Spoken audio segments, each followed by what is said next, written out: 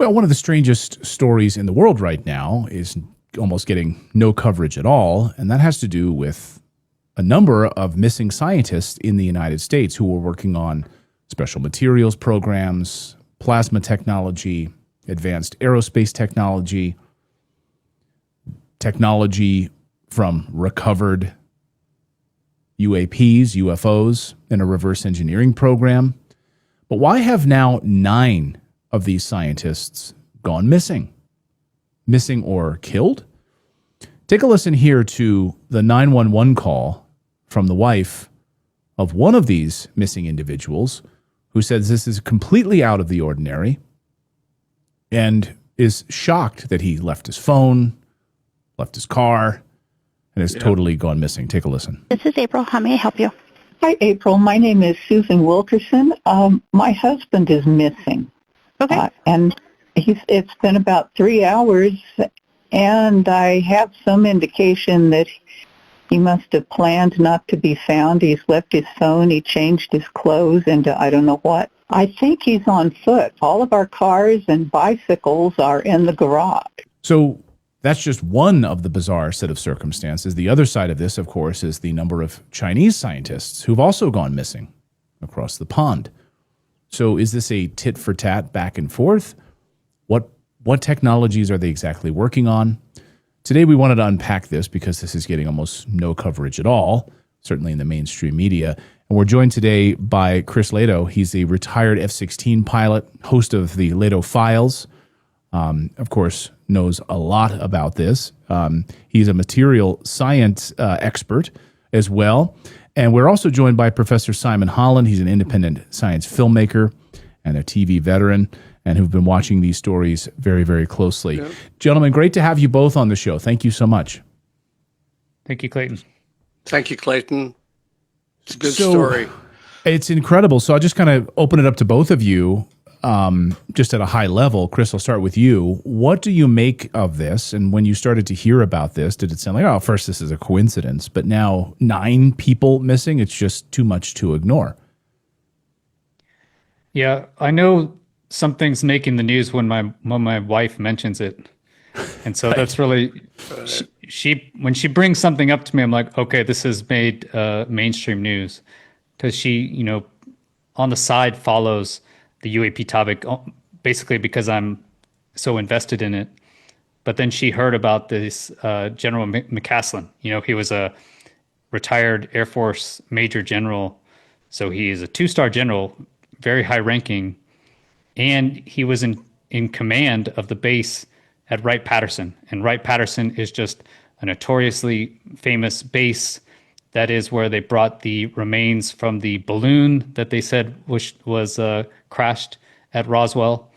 And it's been just a hotbed of conspiracy theories, if you will, that Wright-Patterson has basically all these recovered materials, at least from Roswell. And if you're going to bring recovered materials from Roswell to Wright-Patterson, then you're probably going to bring all of your recovered materials. If you're going to fly them across the country to Ohio, then you're probably going to have a major base there.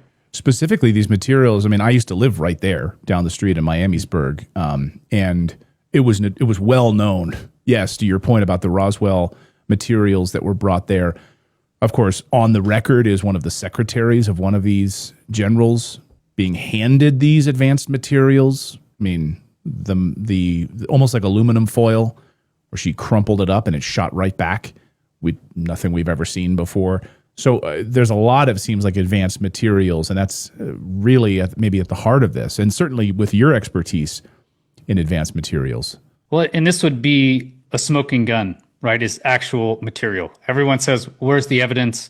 We do have videos, we have some photographs, but really nothing is directly compelling. The best thing we have really is witness testimony.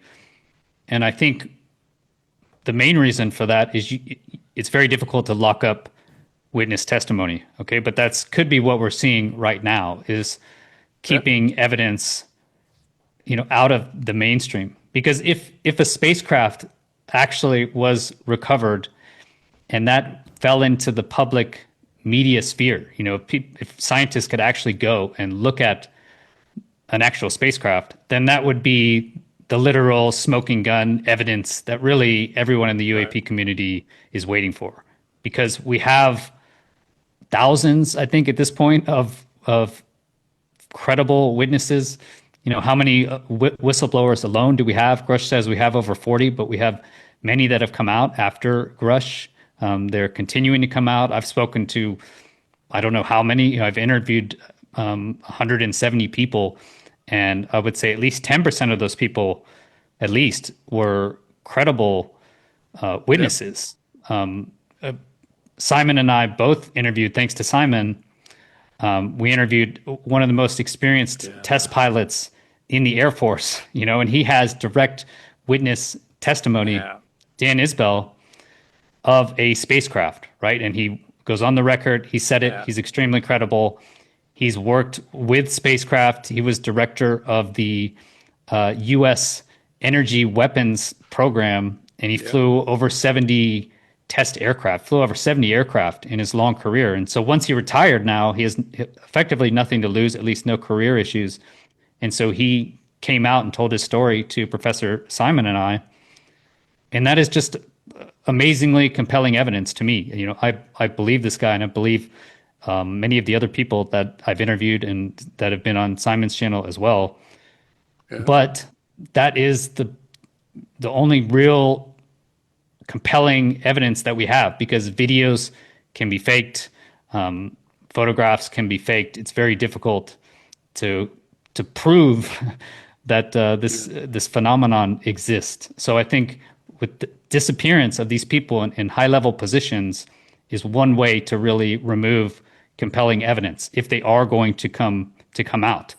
And when McCaslin disappeared, it was 6 days, I believe, after Trump issued his executive order to he gave all the agencies 300 days to give all of their information on UAPs.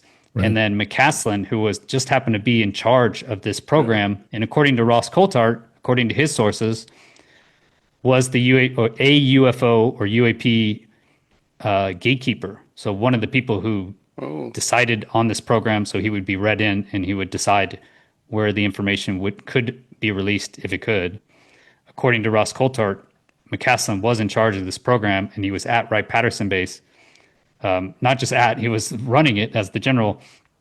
And then 6 days after Trump's order, he goes missing in kind of this bizarre, just leaves his house, right, without his electronic devices. He leaves with a gun. Yeah, his car. So I think, it's very interesting. So listen to this little story here. Maria Morea was born in 1907 when horses still shared the streets with cars. She lived through 2 world wars, the Spanish Civil War, the rise of the internet.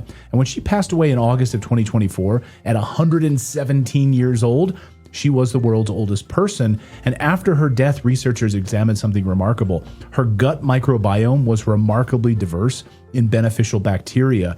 And scientists studied other similar people. They found similar patterns. People who lived to be over 100 years old, they had greater microbial diversity and stronger gut balance. So all of those centenarians out there had the same thing. They had immune health, heart health, even brain health, which is all linked to that gut bacteria. And that's why Maria's story matters so much, because longevity isn't just one miracle solution. It's about daily habits that nourish your internal environment. And consuming kimchi is the strongest and simplest way to replenish beneficial bacteria and maintain microbial balance.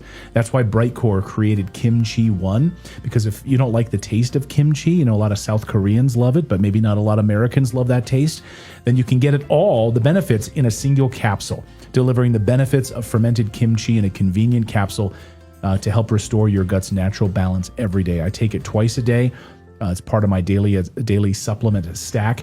And you can grab it too, and you get 25% off. Go to mybrightcore.com/redacted or call 1-888-404-6312 to get 50% off and free shipping. 888-404-6312. Simon, you hear that. Plus, we also now know that there's apparently, according to reports, no search party. Think about the amount of attention that Savannah Guthrie's mom got from the Today Show. and wall to wall coverage on Fox News. Right, that was all they were. They didn't want to talk about the Epstein files at all. They just wanted to talk all about Savannah Guthrie's mom that's missing. Here you have a 2-star general that is gone missing as part of this advanced materials UAP disclosure, all of it. Wright-Patterson Air Force Base, no search party, nothing. So what stands out to you? When did you think there's no coincidence here? 9 people missing. Like, what moment stood out to you, Simon?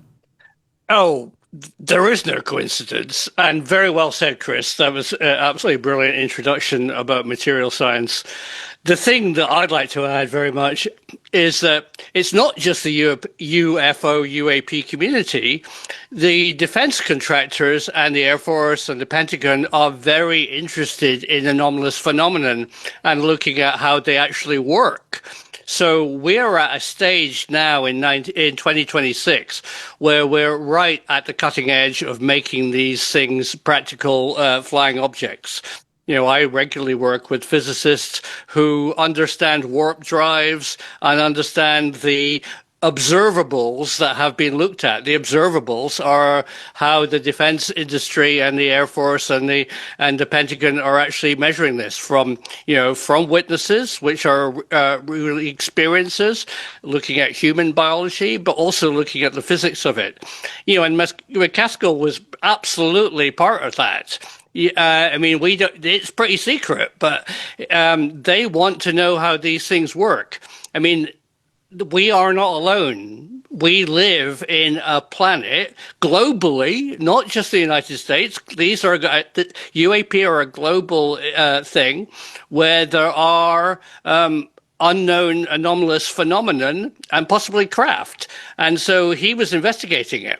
And there's an arms race right now. This year, we're right at the cusp of either the United States, Russia, or China actually revealing that they have got the technology to make this work. And for me, it seems pretty obvious that somebody didn't want him to actually reveal what he was working on and the materials that Chris said that has probably been recovered. I think it's very suspicious. Maybe, Chris, we could talk about some of these materials. And Brandon Weichert on our show, from host of the NatSec podcast, did some research and basically broke the story, I think, that it's not just the United States whose scientists have gone missing. Right. It's Chinese scientists who've also gone missing, a number of them who are working on the exact same programs. So is this a tit for tat, Intel hit job on these individuals, and back and forth between the United States and China on some of these advanced materials? Maybe you could go through and explain what some of these materials might be in your experience as a materials scientist. And also, I want to get into the plasma side of this because I don't think that's really been discussed as much. Right. But Chris, go ahead. Okay. Yeah, I have a degree in material science, but I was actually a F-16 pilot and focused on electronic attack. Well, you know more about materials. So I have some idea. You know more about materials than I do. Let's just be honest. Right. Excellent. Well, you mentioned from Roswell, it was the crazy material where it was very light. You hit it with a sledgehammer, it wouldn't break. Something like this would be a smoking gun, essentially. Absolutely. This sort of crazy material, obviously from another planet or advanced civilization. And as an example, so basically after that crash that we mentioned in Roswell, just a few months after, the government actually commissioned Battelle, which was a company, to start working on the first nickel titanium alloy. And so that's basically what they created was nitinol, and that's the memory metal, in your eyeglasses, where you can bend it, you can bend the metal and it stays in the final position.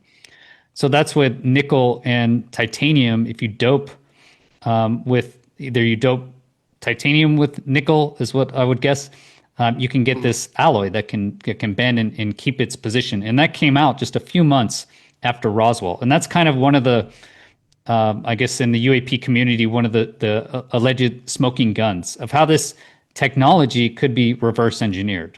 And the reason our government would keep it so secret, I think, is obvious, right? And governments have always kept this extremely secret. Clayton, we were talking about Portugal. You lived in Portugal for 5 years. I live in Portugal now, but Portugal I use as a great example because they were the first nation to figure out how to go around the southern tip of Africa, right? Because you couldn't get through. It was basically you had the rich spices and trade in the east, but it was controlled through, you guessed, the Middle East, right? We're still dealing with these issues today.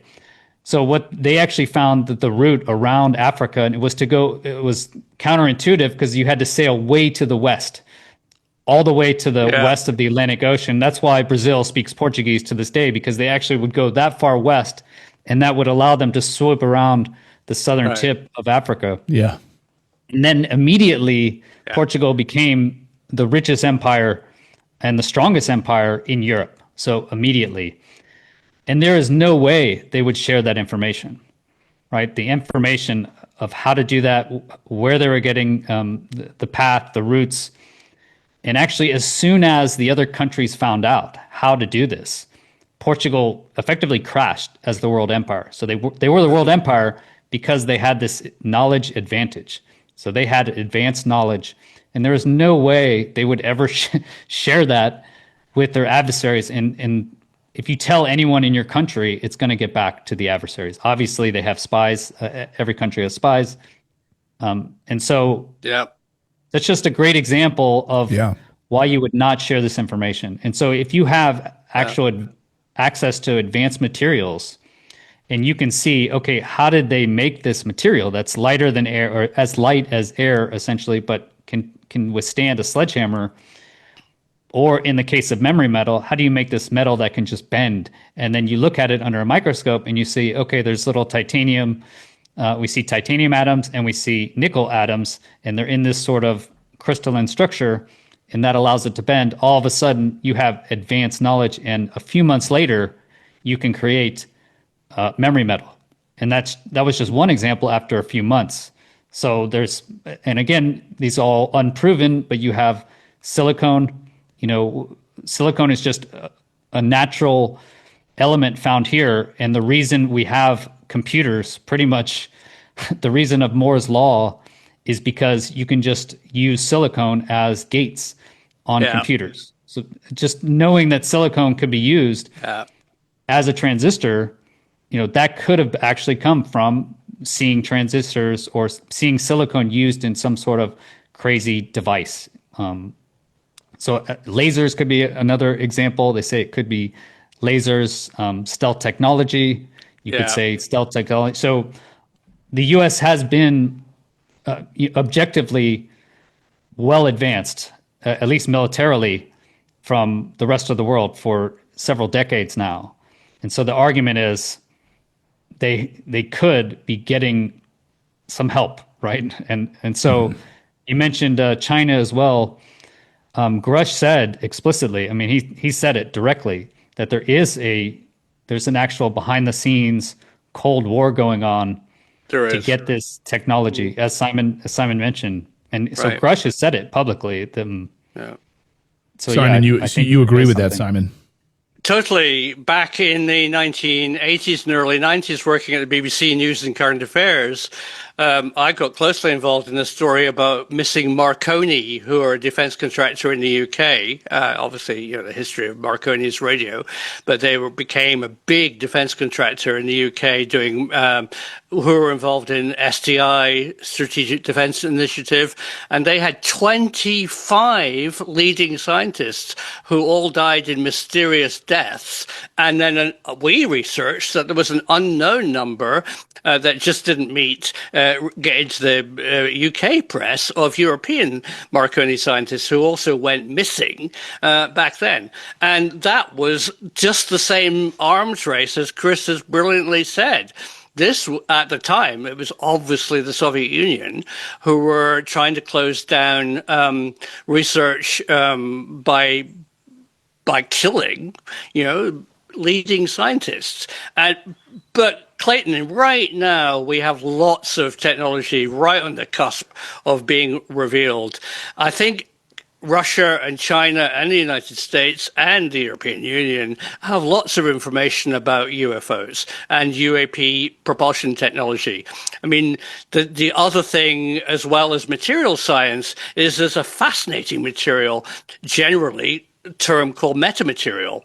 And this metamaterial, imagine a unbelievably simple idea of making a material that can refract and send out electromagnetic waves to make things invisible. I mean, it was first used as microwaves for radar stealth for aircraft, but today we're up to the optical wavelengths. So there's a lot of work going on right now, and there's a lot of very interesting material science which is around. And there's definitely, I would call it a UAP arms race going on right now. Simon, can you talk about maybe the plasma piece of this? Well, plasma is just literally the focus of my humble YouTube channel, because I think plasma is probably conscious. Plasma is the fourth state of matter. It's the most common state of matter in the universe. Over 99% of all atoms are in an ionized state. You and I, viewers, are the aliens. It's very unusual to be coalesced into stable atoms. As soon as you put energy into our subatomic matter, we become ionized, or plasma. And that is the most common state of the universe. And going back to the UK, where obviously I'm from, as you can tell by my accent, is that the MOD in the UK did a report into UAP, and their conclusion in the so-called Condign report was that plasma is probably salient and probably the source of a lot of sightings. So I think, as we've been talking about, I think the US, Europe, China, and Russia are looking at the observables of what we're actually seeing. You know, a lot of the sightings aren't actually physical craft. I mean, the actual material science would be fascinating, as Chris says, a smoking gun to actually reveal what these craft might be.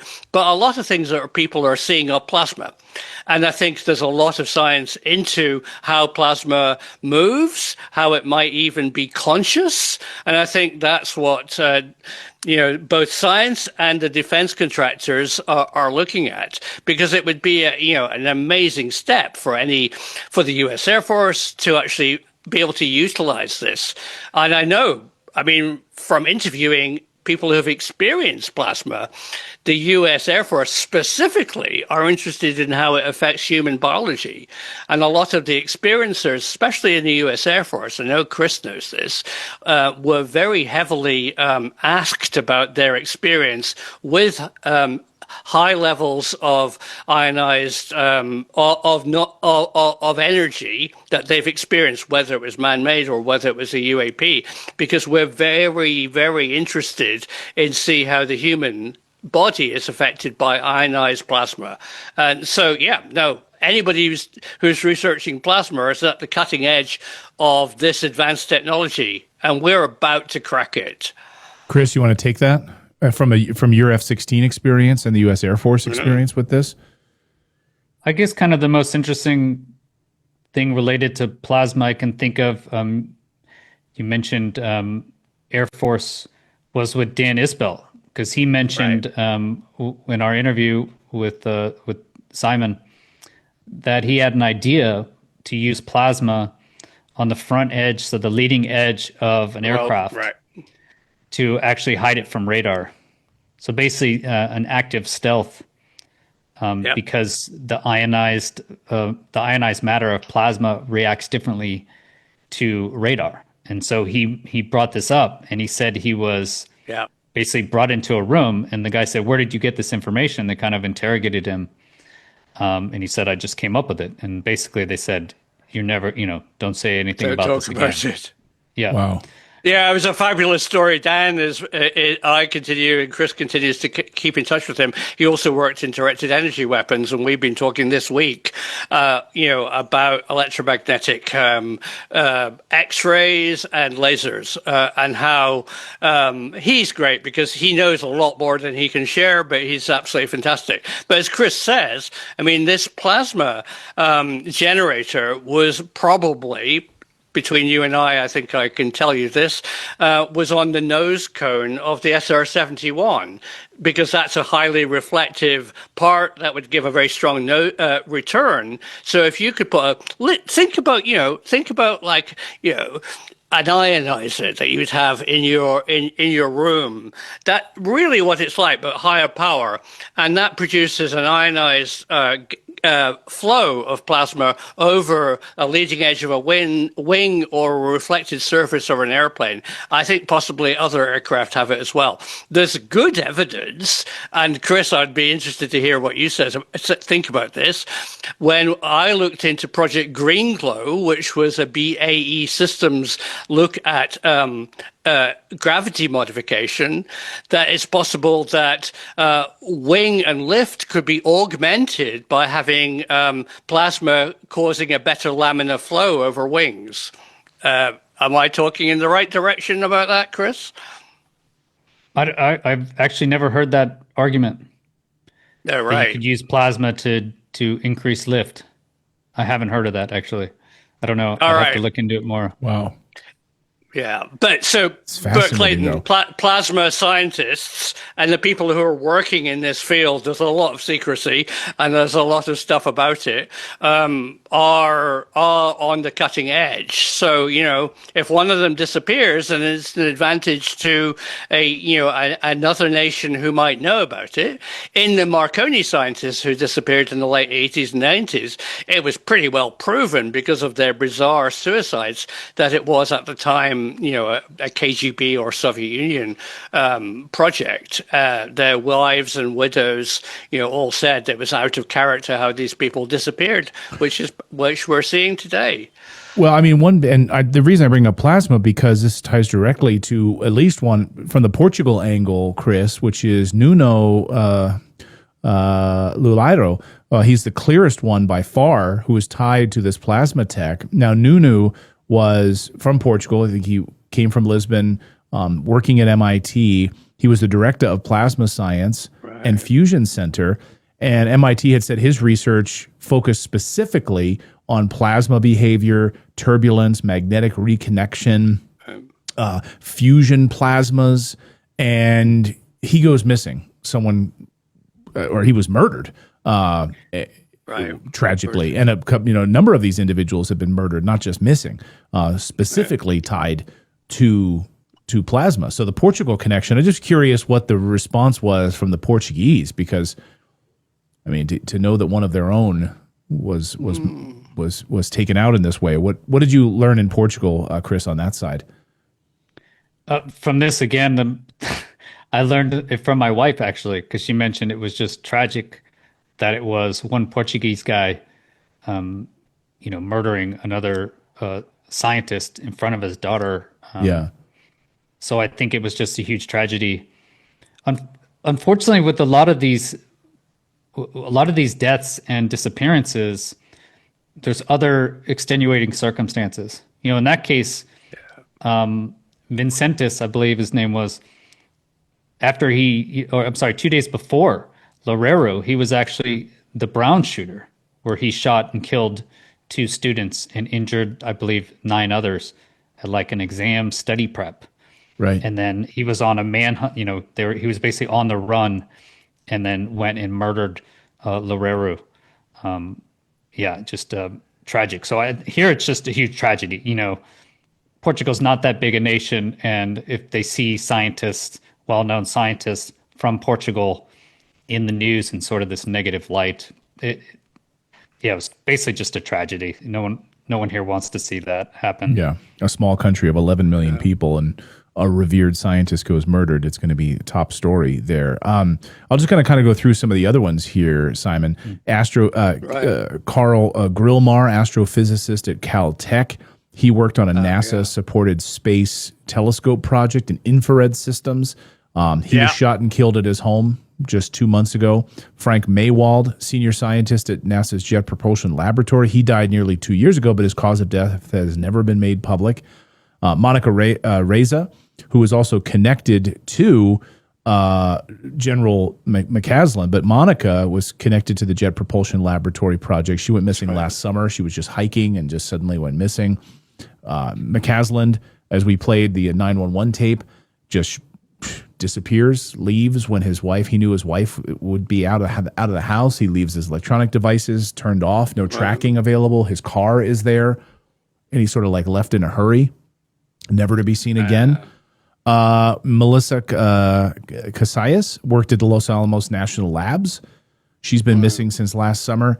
Anthony Chavez, connected also to the Los Alamos National Labs, disappeared suddenly during a walk. It seems like walking or taking a hike is super dangerous. Super dangerous at this point. Maybe the Los Alamos piece, Simon. You want to take that the Los Alamos National Labs? Definitely. I think that the bizarre nature of how they disappear into nothing, and is very reminiscent for me, from my experience, of these Marconi scientists who, out of character, did things like committed suicide in a car, in a garage, or even electrocuted their teeth and all. And the autopsy on a lot of them said, death by misadventure. And it became obvious that these were completely out of character.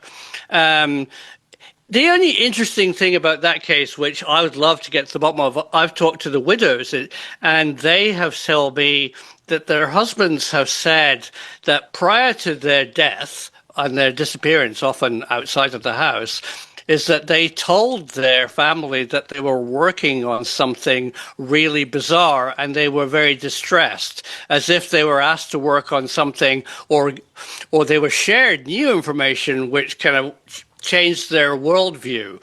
I wonder if that was important, as if there was something that maybe a higher authority or a defense contractor knew, and I think it's all very bizarre.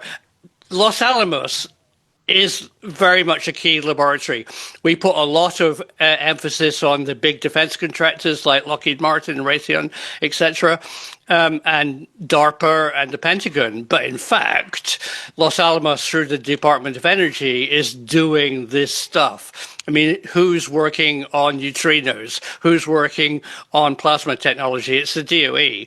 And interestingly, ever since Trinity, anything which involves advanced physics goes automatically by an act of Congress to the DOE.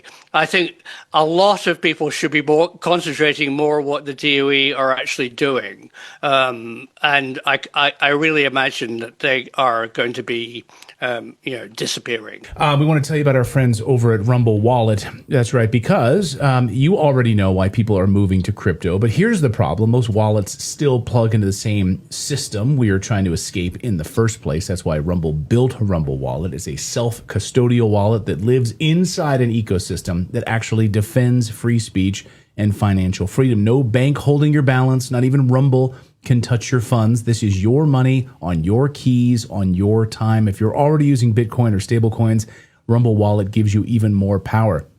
Direct, fast tipping to support your favorite creators, all of that. Rumble Wallet connects your money to the marketplace of ideas that refuse to cave to censorship. So if you're serious about sovereignty, financial and digital, this is where you level up. Go to wallet.rumble.com or search Rumble Wallet in your app store. Again, download it, back up your recovery phrase, move your money where it belongs, in your hands, out of these governments, out of these big tech companies. Rumble Wallet is a technology provider only, not a custodial service. See terms at wallet.rumble.com. Chris, go ahead. On the Los Alamos piece of this, I just can't help but wonder. And what is your experience and what they've been working on, and what do you think they might have been working on that would have led to these disappearances? I think out of all 9 you mentioned, the most interesting to me is Monica Reza and McCaslin. And what's interesting is they were working on essentially the same program. McCaslin was in charge of the Air Force Research Laboratory. So that's really the super secret. One of the laboratories is in Los Alamos, in Kirtland Air Force Base. And so McCaslin was actually in charge of that. And Monica Reza, she basically invented Mondaloy. So I think the MON, so Mon actually comes from her name, Monica. And she disappeared last summer. So June 22nd, she's just hiking on a hiking trail. She was 30 feet from her companions, seen smiling, and then basically just disappears, essentially out of thin air.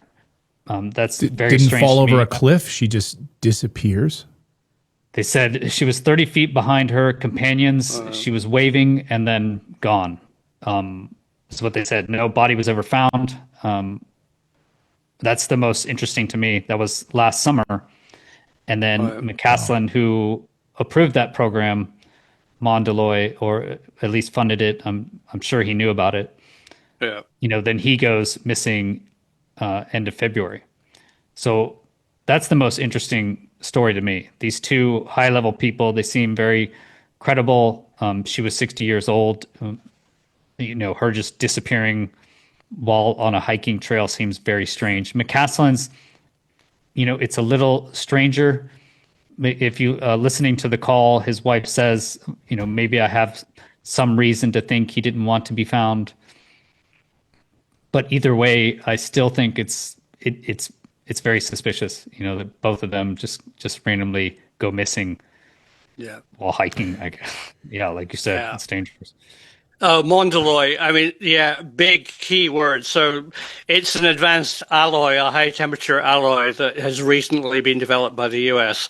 And alloys over the years have been absolutely the key reason for people disappearing.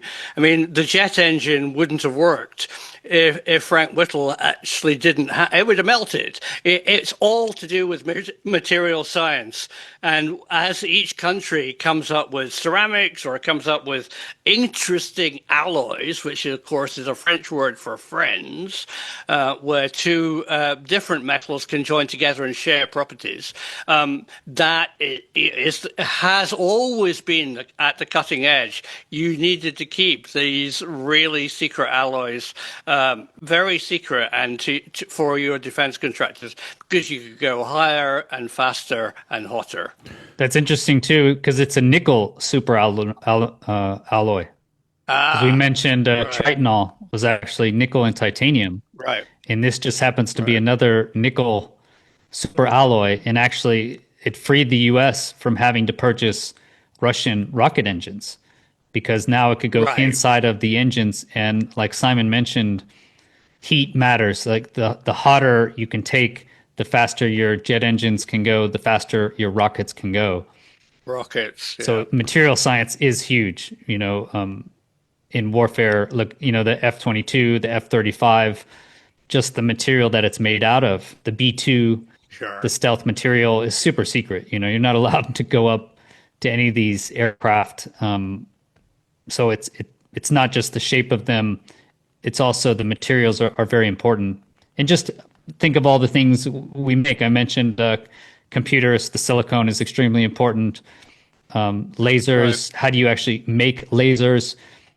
If you just look at our targeting pods, the glass on the targeting pod is actually a see-through aluminum, essentially. That's a crystal. They actually grow that as a crystal.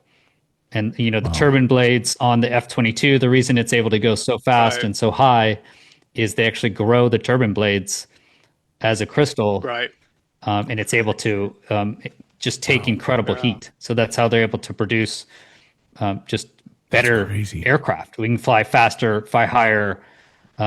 We can shoot better lasers. We can see in the dark. We can be stealth. The U.S. does have a huge advantage in technology. And this is all due to our knowledge of reality, right? And that comes from material science. Pretty much everything comes from materials in some manner. How you produce your electronics, how you receive your electronics, how you hide all your aircraft. So materials are huge. And like Simon said, that's probably the main reason none of this is allowed out. It's not just for the social ramifications or us learning that the government, could have been lying to us for decades. I think we found that out in many other ways. Yeah.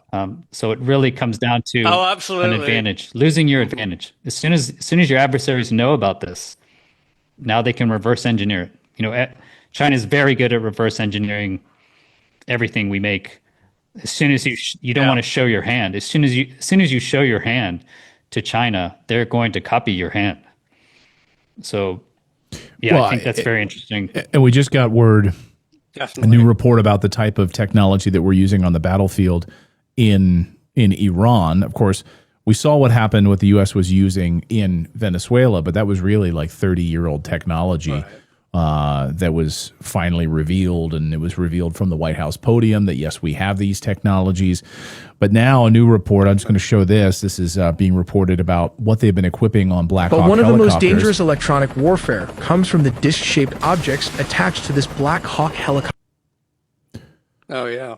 And this is a soft kill microwave technology. That's being fired at, and so basically it's fired at ground troops from a distance, and it basically melts their brain inside of their head. This high-powered microwave devices with this fry effect that you're seeing here. So it's equipped to these Black Hawk helicopters, and they're being used now in Iran, according to reports. And it shoots down, hits the head of a soldier, and then it's basically melting the brain. Simon, Absolutely. Have you heard of this? Oh, absolutely. No, and this, Clayton, that's absolutely horrific that's been revealed, because that's been around for a while. Were exposed to things in the classic case called Rendlesham Forest. They had brain injuries, and those injuries were studied by the chief medical officer of the CIA, Dr. Kit Green, and they were follow-up by Gary Nolan, because the way that high frequency microwaves affects the human body could be weaponized, and now we're seeing it, and that's been actually around for a while. They've had microwave crowd control. It's possible to put clicks and bangs inside people's heads at a distance, but actually using it, turning it up to 11 and actually causing physical damage was learned by U.S. Air Force service personnel who were injured in the line of duty when they got too close to either man-made or out of non-human intelligence stuff. So that's what's been going on, Clayton, for many years. So I'm not at all surprised. The other thing that I'd like to talk about is plasma is also being weaponized. One of the things that's now possible, imagine you could shoot a plasma ball and make it stop in space. So you've got a little glowing ball of plasma, and then you can move it around like an old dot of an old TV. You can draw an aeroplane. You can make a copy of your own aircraft, and there's now that's now been reduced to a pod, and you now can have a plasma generated, realistic looking loyal wingman. And so all that stuff is like as a decoy, cutting edge that we're all working on. Basically, as a decoy. A decoy, you a can literally fake. go, yeah.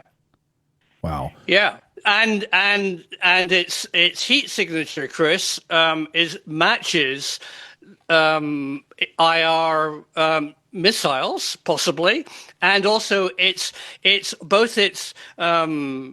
visibility to microwave radar, which is actually a bit iffy, matches the stealthiness of an aircraft which is masked by metamaterials or other skin-based stealth material. So, and that stuff was being tested off the coast of San Diego. I mean, by defense contractors. There's lots of stuff going on. We live in very interesting times. Yeah, the microwave technology, from what I understand, was deployed in Venezuela. I Like they used it for the raid, not to kill people. Like a soft kill, the way I understand it, is a functional kill. So just a temporary. Like if you knock people down, or if you make them really nauseous, you know, if they can't walk straight because their equilibrium's messed up, or they're, you know, violently sick or something for a short period of time while they're being hit by these energy waves, whatever type it is, microwave or otherwise, then it works very well. We call that a soft kill, is to actually make it so those security people can't do their mission. You know, a K kill is you kill them, but a soft kill is basically just knocking them out of commission, putting them to sleep, essentially, is a soft kill. Yeah, I imagine, and maybe the reporting on this is wrong, but like I imagine if you melt someone's brain, that's they're not going to be carrying out anything for quite a while. The reports out of Venezuela were that all of their colleagues were suddenly just totally incapacitated, blood coming out of their noses. They were just like, they fell to the ground. They were still alive, but they were incredibly frazzled. The other thing, Chris, sorry, Chris, I interesting breaking news on technology here that I've been talking about is that those kind of frequencies literally alter your perception of reality. So could they actually alter our consciousness? And I think people have been exploring that. They induce visions, they make you nauseous, as you say, but not only physical effects, they actually can make you things appear and make you lose consciousness, which is cutting you off from your perceived reality. That seems to be a very direct effect, which has been observed by people who have been too close to these things. Have you heard about that kind of? Well, I mean, I know, Chris, you're very interested in consciousness and how it ties in with non-human intelligence. And why aren't we exploring that as weaponizing it? Yeah, I mean, I guess I have two thoughts there. One is the Havana syndrome, which you kind of already mentioned, but it crosses both of these realms. You know, for a while they thought that our diplomats were being injured by some sort of Russian or adversary energy weapon, right? That's kind of the argument. One I heard was actually from space. So you had a space-based energy weapon. But we did have, like you mentioned, Gary Nolan was approached by the CIA, and there was well over 100, from what I understand, of people who had white matter actually in their MRI scans. And so they didn't know where this was coming from. And it was from people who alleged UAP encounters or alleged that they worked on UAP programs. I know recovery. One guy worked at Skinwalker Ranch. Yeah. Yeah. So you do have, it does seem, is it energy weapon related, or is it UAP related, or is it both? And that's one of the arguments for this reverse engineering is, did they learn something from interacting with UAPs coming close to craft? People, basically, you don't want to get close to a UAP craft is what I've kind of come to learn, is you could have some sort of issue related to the propulsion system that they're allegedly using. There's some sort of intense energies being emitted that we don't fully understand. And that's exactly what I've been working on this week with Jack Sarfati. If aliens come here in craft, they would need a warp drive because of the vast distances of our cosmos. And it seems that there is good evidence that a warp drive signature would have this counterintuitive blue shift Doppler effect, where when it goes away and you're underneath it. I mean, we've seen this in Close Encounters, which drip fed the concept of this, where sunburn appeared on the characters' faces. Well, that was based on real science, because there's a possibility that a warp drive propulsion system, while departing, could actually increase frequency response up into the high UV, that skin burns, and then sadly up into the X-ray category. And there's a number of people who have had serious injuries or even deaths in the military. And all of that has been studied and, weaponized, as we've seen in Venezuela and maybe in Iran. So what these scientists are working on are real. They are extraterrestrial or unknown origin, and the effects of them are being studied and weaponized. The weaponization of UAP is the term. And one of the most recent ones we just learned about this week is Michael Hicks. I'll put this up here on the screen. Here is Michael Hicks. But now this goes back to 2023. He died in July of 2023, but he worked at California's Jet Propulsion Laboratory, JPL, and there no cause of death listed in his autopsy. They couldn't find it. He assisted on the DART project and the Near Earth Asteroid Tracking Project, the Dawn mission, and Deep Space One mission. But this is all part of it now, as people are looking at the ninth of these scientists. What do we know about the DART project? Oh, me. So I know I worked with the Atlas project, which is the near Earth orbit, looking for. So every asteroid over 1 kilometer in diameter has been pretty well tracked and is in a database in Boston, the Minor Planet Center. But if it's 900 meters, which is still a country or a city killer, they haven't been tracked. And in Hawaii, the University of Hawaii with Atlas, that of course brilliantly found Three Eye Atlas because it was named after their project, are tracking sub-kilometer asteroids. And then the question that you're asking, Clayton, is brilliant. What are you going to do? So the DART project was a way of actually deflecting, D for deflection, and a rocket was launched to a very well-known stable pair of asteroids, and one of them was shifted purely by kinetic energy. And sure enough, it was shifted just a little bit that in, say, 100 years, if it was a death plunge asteroid, that's the ones we want to avoid, it would avoid Earth. So no, DART is the answer to the tracking. So he was involved both in a number of projects, Pan-STARRS Atlas and a number of other projects throughout the world, tracking these things that come into our solar system, either visitors from afar, if they're interstellar, or mainly asteroids or comets from our solar system. And then we now have experimented at least once with DART that could deflect them. So, that's very exciting technology. Chris, it seems to me that some of these you could probably lump in and say, what is going on here? This is not a coincidence. And others, you have thousands of scientists working on all of these disparate programs. You're going to have deaths. So social media can certainly lump all of these things together. And if I'm a skeptic in this, you say these are just totally unrelated, have nothing to do with each other.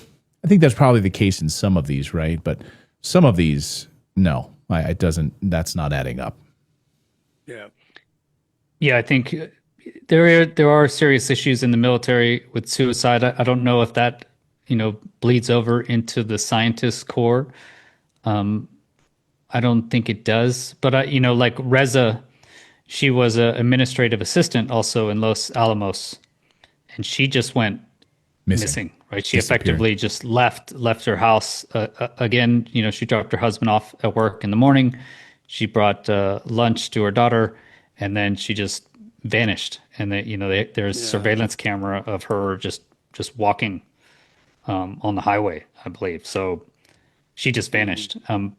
But she did have financial issues, and there's some issues. Her husband and daughter said that she was the type of person who would just leave and save the financial problems from her family.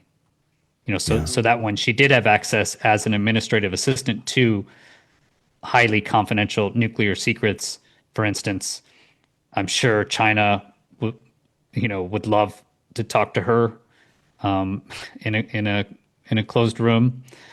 But at the same time, she's under serious financial issues. Her family says it's possible. So I think there are some murky cases here.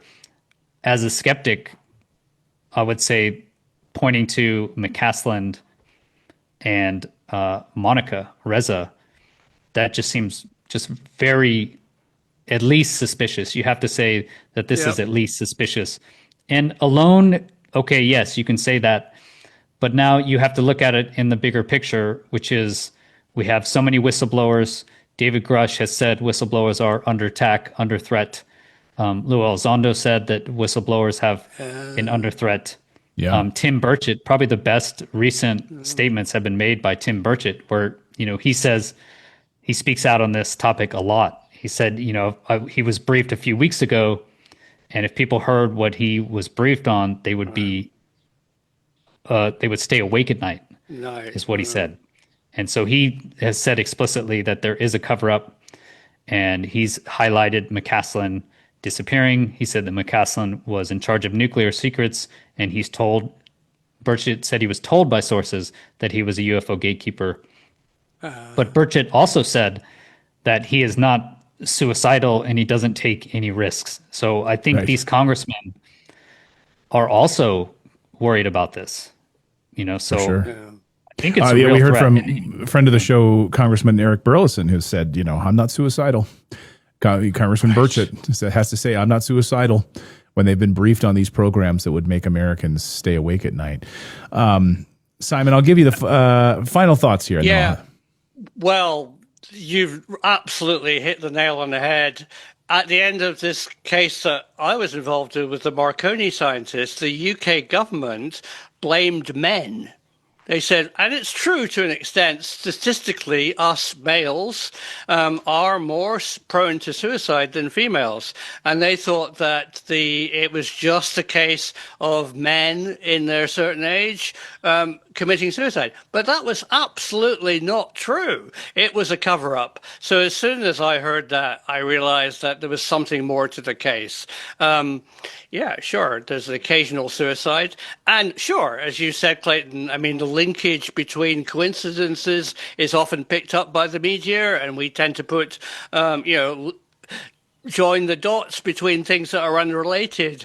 But as Chris said, I think what they're working on, the material science, the plasma, the advanced nuclear stuff, in my opinion, is a very big interest to other people who are about to announce very big breakthroughs. We live in a very interesting time.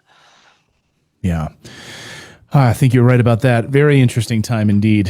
And then, of course, when you report on this, people say this is a distraction. This is a distraction from whatever story they want to talk about. But I will continue talking about it. Chris, Simon, great to have both of you here on the show. Thank you for this. I've been wanting to deep dive this. And then as we were planning this, a 9th scientist is now confirmed dead in this mix. So shocking. All right. Thanks to both of you. Really appreciate it.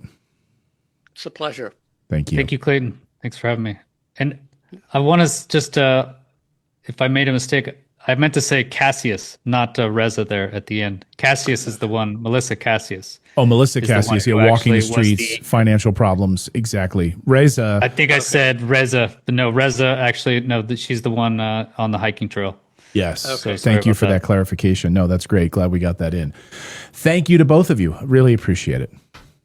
Thank you. Thanks, Clayton, for having me.